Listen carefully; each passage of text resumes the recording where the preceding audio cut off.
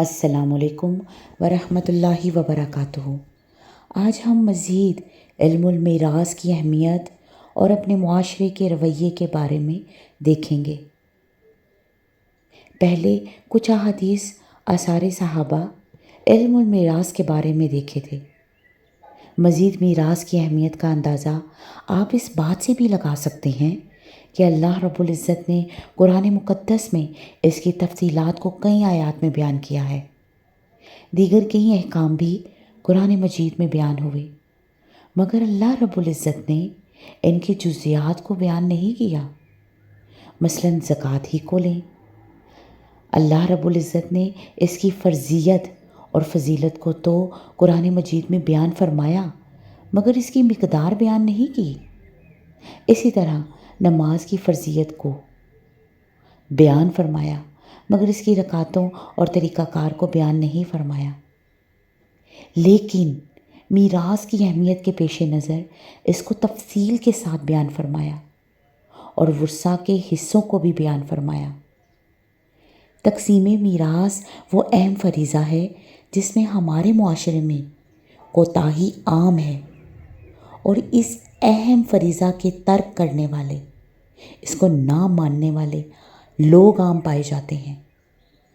کوئی شخص فوت ہوتا ہے تو اس کے ترکہ پر کوئی ایک وارث یا چند ورثہ مل کر قابض ہو جاتے ہیں۔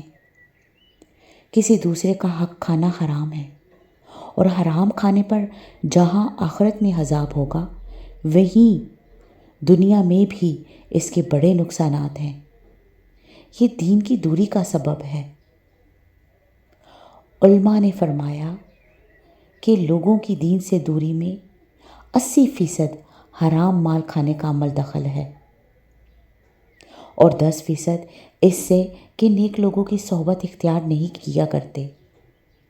کسی دوسرے کا حق کھانا گناہ کبیرہ ہے، اور یہ ایسا گناہ ہے کہ جب تک معاف نہ کرایا جائے معاف نہیں ہوگا۔ ممکن ہے اللہ رب العزت مہربانی فرما کر حقوق اللہ کو معاف فرما دیں، مگر حقوق العباد، بندوں کے حقوق، اس وقت تک معاف نہیں ہوں گے جب تک اس شخص سے معاف نہ کرا دیے جائیں جس کے حقوق تلف کیے جائیں۔ حرام مال کھانے کے بے شمار ذرائع ہیں، اور اللہ تعالیٰ کے بے شمار ایسے بندے ہیں جو ان ذرائع سے بچتے ہیں، مگر شرعی تقسیم میراث ایک ایسا فریضہ ہے جس میں کوتاہی کے مرتکب بڑے بڑے دیندار لوگ بھی ہیں۔ کئی لوگ سود، چوری، جھوٹ، فریب سے تو بچتے ہیں اور دیندار ہونے کے دعوے دار ہیں، لیکن میراث کے باب میں دوسروں کے حقوق کھا کر آگ کے انگارے اپنے پیٹ میں بھرتے ہیں۔ حالانکہ مرنے والے کی جیب سے اگر ایک الائچی نکلے تو کسی وارث کے لیے شرعاً جائز نہیں کہ وہ اس الائچی پر قابض ہو جائے، کیونکہ اس میں تمام ورثہ کا حق ہے۔ اس الائچی کو بھی ترکہ میں رکھ کر شرعی طریقے سے تقسیم کی جائے گی۔ آج حالت یہ ہو چکی ہے کہ لوگ رواج پر تو عمل کرتے ہیں، مگر قرآن مجید کے اس 1.5 صفحے پر عمل متروک ہو چکا ہے۔ اس 1.5 صفحے پر عمل نہیں کرتے۔ رواج یہ ہے کہ عورتوں کو جہیز میں کچھ سامان دے دیتے ہیں، اور میراث میں جو ان کا حق بنتا ہے خود ہضم کر لیتے ہیں۔ اگر کوئی شخص اپنی بیٹی کو جہیز میں پوری دنیا کی دولت دے دے، اس کے بعد اس بیٹی کا میراث میں 1 روپیہ بھی حق بنتا ہو، تو وہ 1 روپیہ اس بیٹی کا حق ہے، یہ اس کو دینا پڑے گا۔ اگر اس دنیا میں نہ دیا تو کل آخرت میں اپنی نیکیوں کی صورت میں دینا پڑے گا۔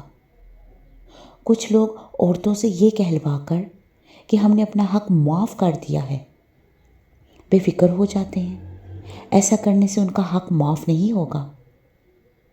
اس کی صرف ایک صورت ہے، وہ یہ ہے کہ میراث کے مال کو اور جائیداد کو شرعی طریقہ سے تقسیم کر دیا جائے، और जायदाद ورثہ کے نام کر کے حوالے کر دی جائے۔